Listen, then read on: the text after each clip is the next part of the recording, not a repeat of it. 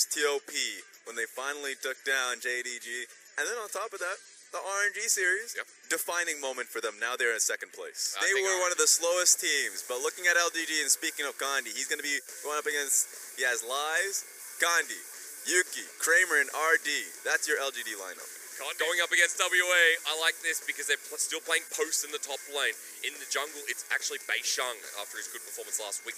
Xiye, Mystic, and Missing down in the bottom lane. Yeah, you talk about to say, will they make it into the playoffs? I have him as my team to watch because I do think that they will make it into the playoffs. I think that they are. He's been dabbling with Soraka and solo queue, but I'm not going to be expecting it in this game. Especially not since at the end, WA, they lock in the Vladimir themselves. Now, where is this going? Because that Urgot can be flex mid. It's very likely a Xiye pick. Xiye has his set champion pool. He can go into others. He can go straight towards the meta. That's fair.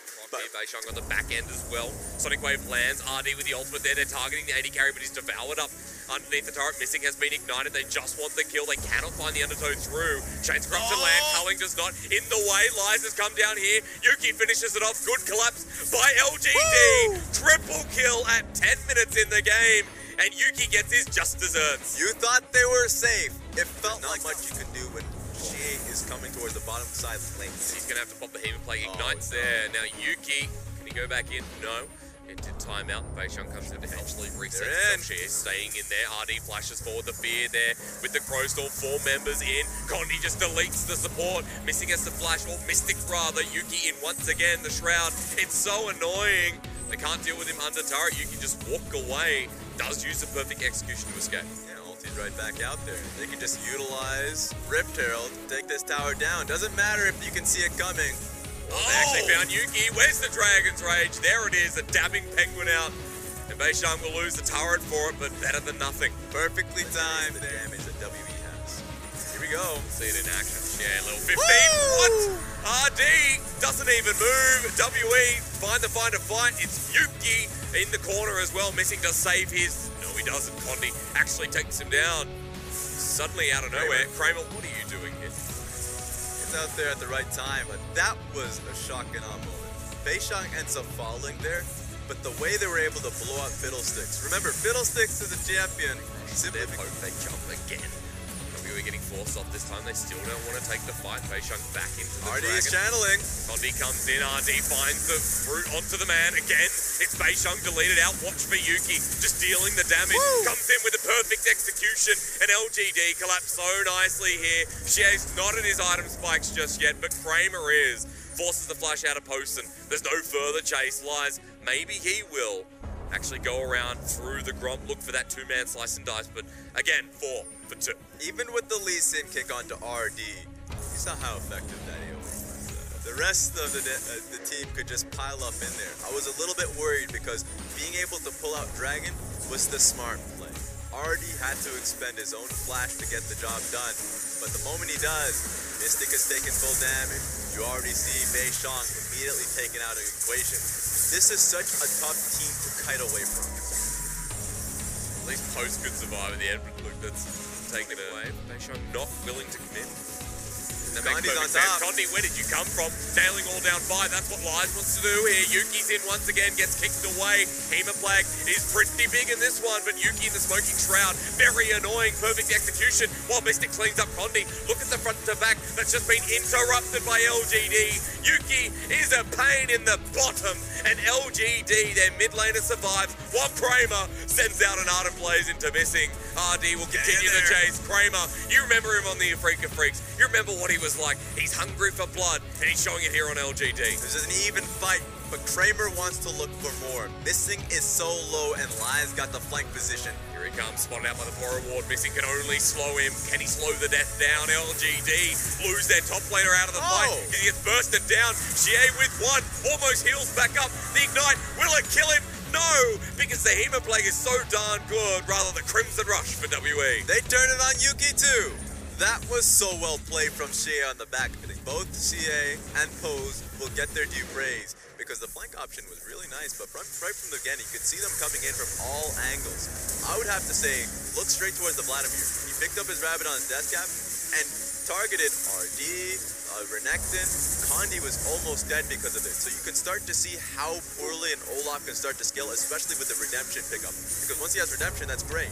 Only works well for the rest of the team, not well for his own HP. Doesn't have the damage to be able to threaten the back line. Becomes very irrelevant, where Xiye has become so relevant in this game. Xiye actually flashed away from the perfect execution while Baron's getting done. Lies has to deal with him now, but the Baron's already gone down to WE, while Xiye is on the Condi. Regret, regret, regret. Write it out in the death note, because Xiye is ready to take your life. You can visibly see the team fights turn in favor of WE because of this Vladimir. 3-1 and 4. We saw what happened with Ray's Vladimir last series. It was him getting pummeled in the laning phase. Chain to corruption, Yuki. As soon as he pops out of the shroud, he's going to be targeted immediately by Mystic himself. So it's a bit of quid pro quo there from the 80 to mid matchup.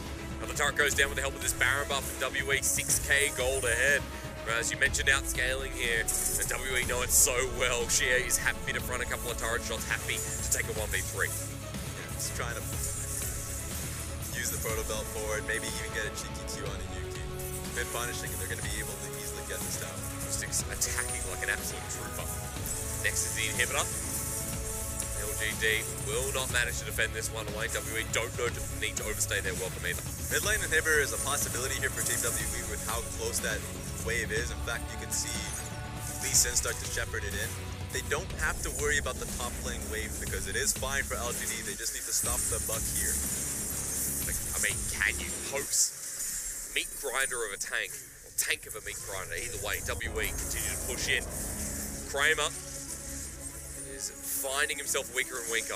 You have to take a look at RD. The only thing stopping this team fight from going through is the vision they had on the Fiddlesticks. Absolutely none at this point. LGD pushing it even further.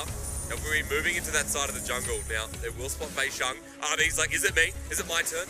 Not yet. I mean, they did well calling in when bottom lane was going to shove in early on in this game and how to utilize it. They even had the full team, either the teleport from Lies or the roaming from Yuki to coincide with that. We haven't seen any other team come in with us. That's why most of the time, we're not a fan of the Fiddlesticks. Yes. You ask Clement, he's just saying no. Even if I'm talking about this on the stream, he's probably just type in no. But it is a strong pick if you can play in unison with his strength. LGD is a team that can play very well with it. But when you're losing just through not being able to pick the right fights after the bot lane team fight around the dragon, and not being able to push the button, knowing that Xiye was picking up side lane farm without the teleport, I think that will be something they'll look back on. Yeah. Even if they decide not to ban Vladimir because they recognize it was more so pushing the tempo with their mid-game composition, it's going to be a tough call as they go into game 2. Even after WE's indecisiveness in the mid-game. And LGD finding themselves still at the wrong end. As the inhibitor will drop for the 3rd time around. This is triple inhibitor down. It's going to be very hard for LGD to defend with their current damage. You have to deal with the bottom lane. So they're chains of corruption, everything's gone. We haven't seen a Fear Beyond Death this game, but finally we do.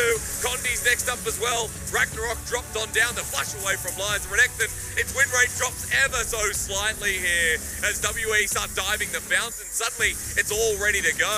Kramer playing with the fountain as well. Artie gets on in, trying to bring the game back into a successful moment, but flips back around. The Fiddlesticks drops as well. WE clean house with LGD. IG win or not for WE, it still looks pretty good. And I tell you what, after game number 1, a couple of thoughts, a couple of comments from both teams. Waving the white flag, Bei Sheng. That was a strong mid-game coming into that late game portion where the team fights were working in their favor. The LGD will go into the back and really start to ask the question of, like, how do we deal with the Vladimir? I think a lot of teams in week 5 have started to ask that question. And simply put, if you have a great mid-game composition, Renekton, Olaf, even throw in the Akalia and Fiddlesticks, where these team fights visibly were working out for them. And the Cloud Dragons coming through has to be the biggest feels bad match. Because while it helps your composition, it only boosts the mid-game. So they would have much rather have that late game option of a triple Infernal, even a Mountain Dragon, so they can not fear how much damage the speed time of their Baron buff take. But they got the Cloud Dragon. They should have averted their attention towards the Baron. I mentioned it.